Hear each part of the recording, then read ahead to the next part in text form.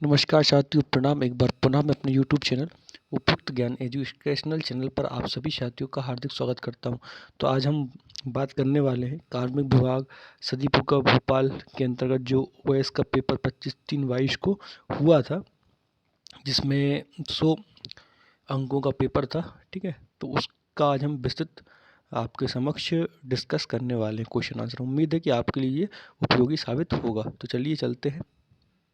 अगर साथियों आपको इसी तरीके के और भी पेपर्स ओल्ड प्रीवियस पेपर की आवश्यकता हो तो आप हमारे चैनल से जुड़ सकते हैं। इसके लिए आप लाइव को सब्सक्राइब कर सकते हैं।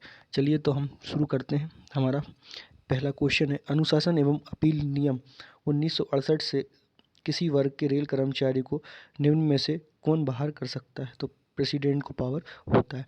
ठीक है, रेलवे में कामकाजी महिलाओं के यौन उत्पीड़न का प्रावधान किस नियमावली के अंतर्गत आता है? तो ये किस नियम के अंतर्गत आता है? धारा 3(3) के तहत आता है। रोस्टर के अनुसार एक गहन श्रेणी के रेल कर्मचारी को ड्यूटी 1 सप्ताह इंटर्नशिप जो आपका क्लास वर्क है रेलवे एम्प्लॉयज़ के लिए, वो कितने घंटे का है? तो वो 42 घंटे का है। मिनिमम पीरियड ऑफ सीसीएल, मतलब सीसीएल जो है वो न्यूनतम कितने दिन के लिए स्वीकृत की जा सकती है? तो 5 दिन के लिए स्वीकृत की जा सकती है। ये शुरू कब से हुई थी? तो ये शुरू आपकी 1/9/2008 से शुरू हुई है ना रेलवे में। फुल फॉर्म ऑफ एचआरएमएस क्या है? तो फुल फॉर्म ऑफ एचआरएमएस जो है आपका ह्यूमन रिसोर्स मैनेजमेंट सिस्टम है। इसके बाद नेक्स्ट क्वेश्चन की ओर चलते हैं। नेक्स्ट क्वेश्चन है आपका 31/8/19 को खलासी लेवल 1 के रूप में सेवानिवृत्त होने वाले कर्मचारी को RELHS में शामिल होने के लिए सदस्यता दर कितनी है? तो ये 30,000 रुपये निर्धारित की गई है। इसके बाद हम नेक्स्ट क्वेश्चन की ओर चलते हैं। प्लान हेड 65, ठीक है, ये प्लान हेड 65 किससे संबंधित है? तो ट्रेनिंग से संबंधित है। इसके बाद जो आपका आरटीआई प्रकरणों का निपटान कितने दिन के भीतर हो जाना चाहिए? 30 दिन के भीतर हो जाना चाहिए। नेक्स्ट क्वेश्चन की ओर चलते हैं। नेक्स्ट क्वेश्चन है हमारा, निवारण पोर्टल के माध्यम से प्राप्त शिकायतों का निपटान कितने दिन में किया जाना चाहिए? तो कितने दिन में किया जाना चाहिए? ये भी आपका 30 दिन में हो जाना चाहिए। सीपी ग्राम का फुल फॉर्म क्या है आपका? तो सेंट्रलाइज्ड पब्लिक ग्रीवांस रिड्रेशल एवं monitoring system. Centralised public grievance redressal एवं मॉनिटरिंग सिस्टम, ये आपका सीपी ग्राम्स का फुल फॉर्म है। इसके बाद हम DCRG है ना, इसकी अधिकतम सीमा कितनी है? तो इसकी अधिकतम सीमा आपकी कितनी है? 20 लाख रुपए है। CIRS stand for central railway information system, CRIS का फुल फॉर्म है। इसके बाद नेक्स्ट क्वेश्चन की ओर चलते हैं। जोनल मतलब आपका हेडक्वार्टर में लेखा विभाग का प्रमुख कौन होता है? तो ये आपके PF सर होते हैं। इसके बाद नेक्स्ट क्वेश्चन की ओर चलते हैं। हाल में गार्ड के पद का नाम क्या कर दिया गया है? तो ये ट्रेन मैनेजर कर दिया गया है। 7वें वेतनमान में कितने लेवल पे लेवल हैं? तो 7वें वेतनमान में 18 पे लेवल कुल है। इसके बाद नेक्स्ट क्वेश्चन चलते, 7वें वेतन आयोग के अध्यक्ष कौन थे? तो जस्टिस AK माथुर जो थे आपके 7वें वेतन आयोग के अध्यक्ष थे। इसके बाद नेक्स्ट क्वेश्चन की ओर चलते हैं। CVC की अनुशंसा किस कमेटी द्वारा की गई थी? तो ये आपकी थी श्री के संथानम समिति द्वारा CBC की अनुशंसा की गई थी। इसके बाद नेक्स्ट क्वेश्चन है हमारा, अराजपत्रित कर्मचारियों के सिलेक्शन हेतु रिक्तियों के मूल्यांकन में वर्तमान रिक्तियों भविष्य में होने वाले कितने माह की रिक्तियों को शामिल किया जाता है? तो जब मूल्यांकन में इसको 15 माह की रिक्तियों को शामिल किया जाता है।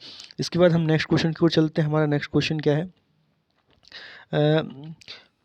जो 1 माह की अवधि जिसके लिए मासिक वेतन निकाला जाता है उसे क्या कहलाता है? वो तो उसको कहलाते हैं बेस पीरियड कहलाता है। फुल फॉर्म ऑफ APR इस APR का फुल फॉर्म क्या होता है? तो ये है आपका annual performance appraisal report. Annual performance appraisal report ये आपका APR का फुल फॉर्म होता है। इसके बाद हम बात करते हैं जो आपका डायरेक्ट कोटा ऑफ ASM है वो कितने प्रतिशत सीधी भर्ती के लिए आरक्षित है? तो ये 60% आरक्षित है। इसके बाद हम बात करते हैं सेक्शन लेवल 6 में कार्यरत अराजपत्र कर्मचारियों की APR सेक्शन 2 रिपोर्ट किया जाता है। तो ये किसके द्वारा? JAG ग्रेड के अधिकारियों द्वारा किया जाता है। स्पेरो क्या होता है? APR ऑफ गजेटेड को स्पेरो कहा जाता है। AP जो गजेटेड ऑफिसर्स की APR होती है वो स्पेरो उनसे कहा जाता है। इसके बाद नेक्स्ट क्वेश्चन की ओर चलते हैं।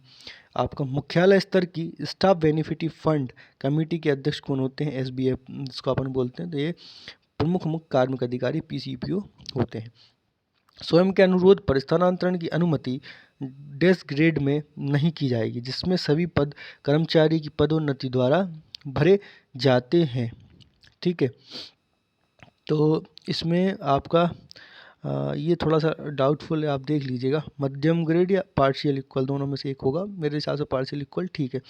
इसके बाद नेक्स्ट क्वेश्चन चलते हैं। वर्कमैन्स कंपनसेशन एक्ट 1923 कब प्रभावी हुआ? तो ये 1/7/1924 में प्रभावी हुआ था। रेल सेवा आचरण नियम 1968 के नियम 13A के अनुसार रेल कर्मचारी नहीं कर सकता दहेज लेना, दहेज लेना और इसके बाद अथवा मांग करना, तो आप चारों ही नहीं कर सकते। ठीक है, इसके बाद रेल सेवक आचरण नियम 1968 पेनल्टी कहाँ उल्लेख है? नियम 6 में पेनल्टी उल्लेख है।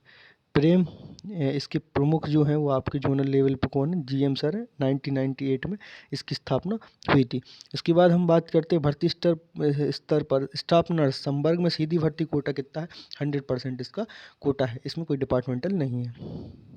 इसके बाद नेक्स्ट क्वेश्चन की ओर चलते हैं।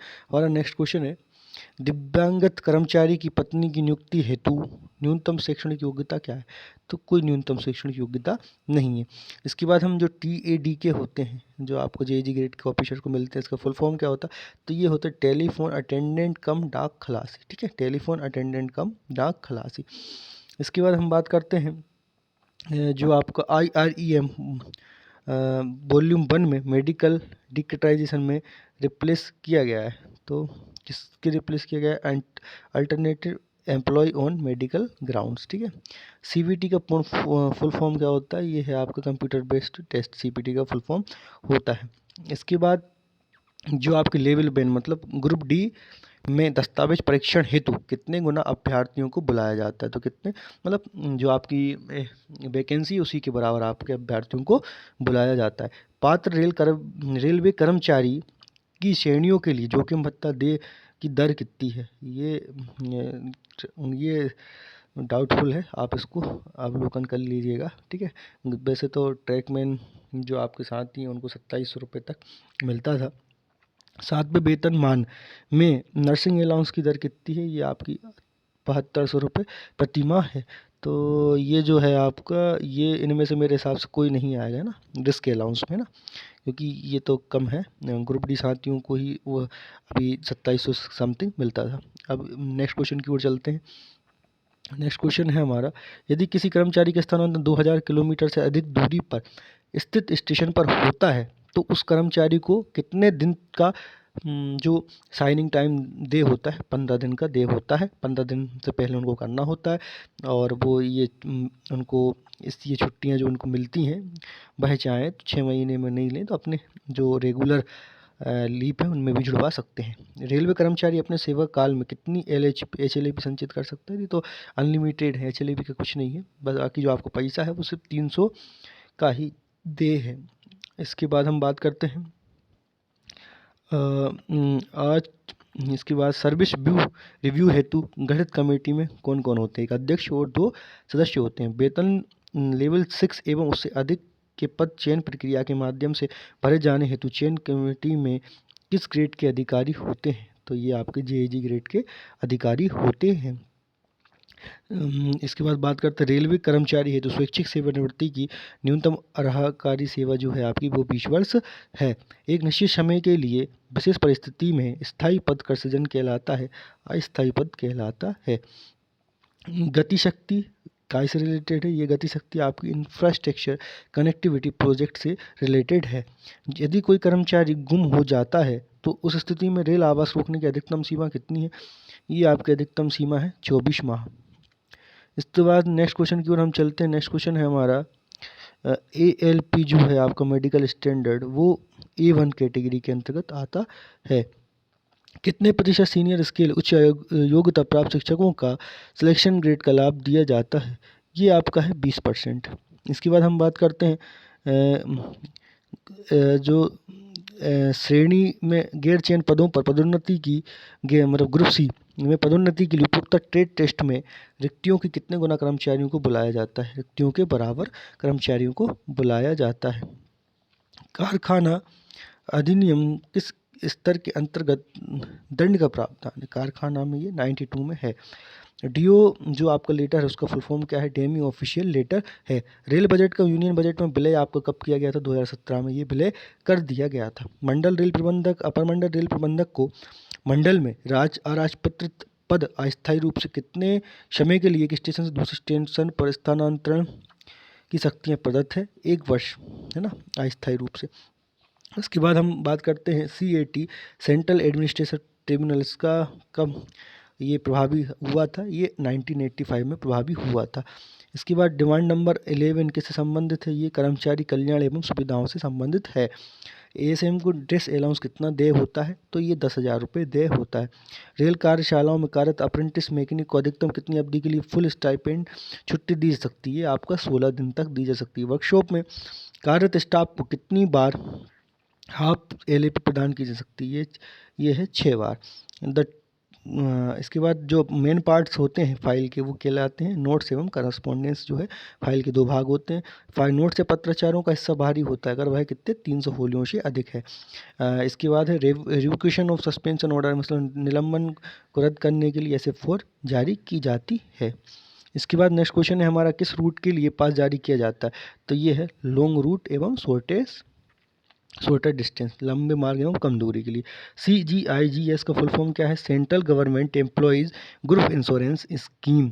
GMs जो हैं आपके महाप्रबंधक एवं अन्य समकक्ष अधिकारी, उनको गोल्ड पास जारी किया जाता है। National academy of Indian railway इस नायर जो है वो आपका बड़ोदरा में सिटुएटेड है। इसके बाद हम बात करते हैं इंदिरा साहनी केस जो है आपका वो काय से रिलेटेड है? तो इंदिरा साहनी केस जो है वो OBC आरक्षण से रिलेटेड है। इसके बाद नेक्स्ट क्वेश्चन की ओर चलते हैं। नेक्स्ट क्वेश्चन है हमारा, जो आपका विधवा पास है वह कब से जारी किया जा रहा है?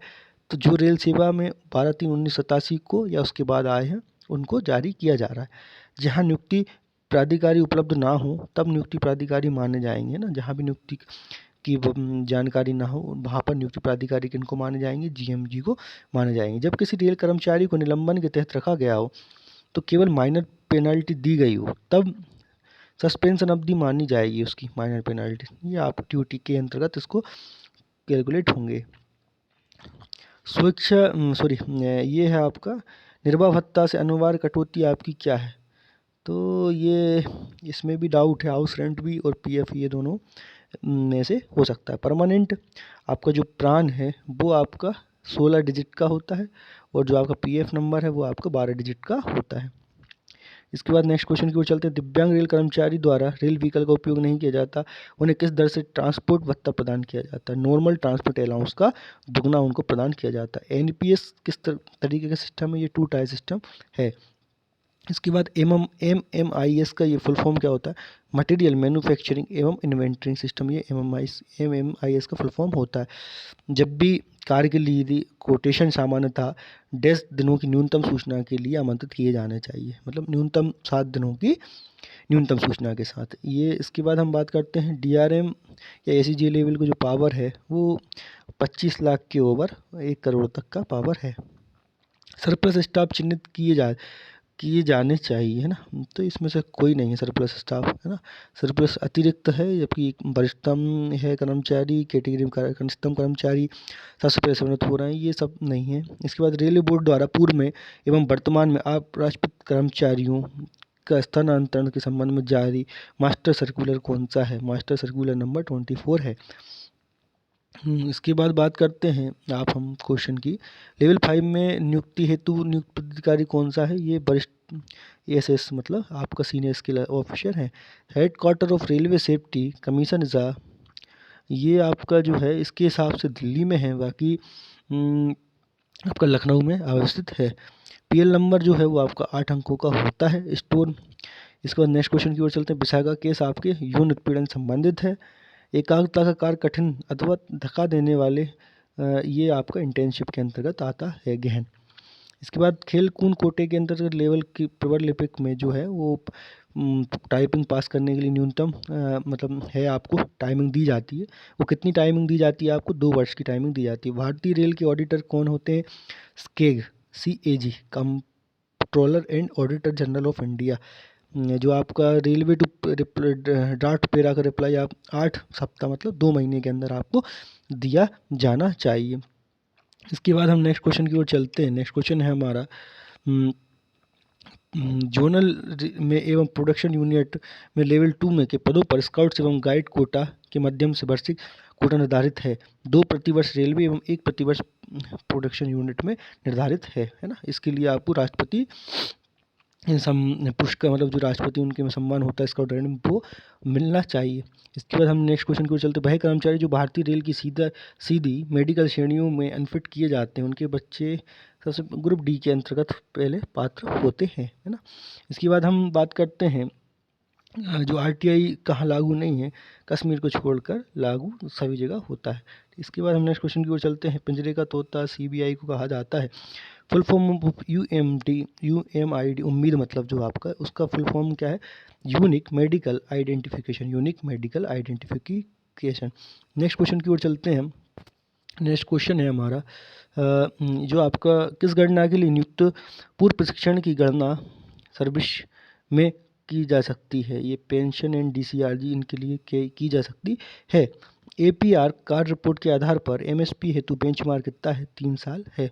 इसके बाद एमएसपी जो है आपका वो कब से प्रभावी हुआ है? एमएसपी आपका जो है 2008 से प्रभावी हुआ है। चाइल्ड केयर लीव हम पहले भी बता चुके 1/9/2008 से प्रभावी हुआ है। CWM वर्कशॉप में आरक्षित कर्मचारियों कितनी अवधि की एक्स इंडिया लीव स्वीकृत कर सकता है? तो ये आपके 2 वर्ष के लिए कर सकता है। रेल सेवा आचरण नियम 1966 में कुल कितने नियम हैं? तो ये 24 हैं, ये इनमें से कोई नहीं। इसके बाद अनुशासन एवं अपील नियम के तहत निम्न में से कौन सी पेनाल्टी रेल कर्मचारी की पदोन्नति को प्रभावित नहीं करती? पास पीटीओ को रोकना ये नहीं करती है ना।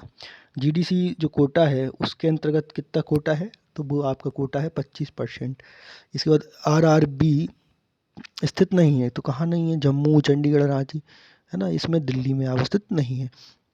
The limit of stay away from headquarters for running staff should be fixed date मतलब मुख्यालय के बाहर कितना? 72 घंटा है।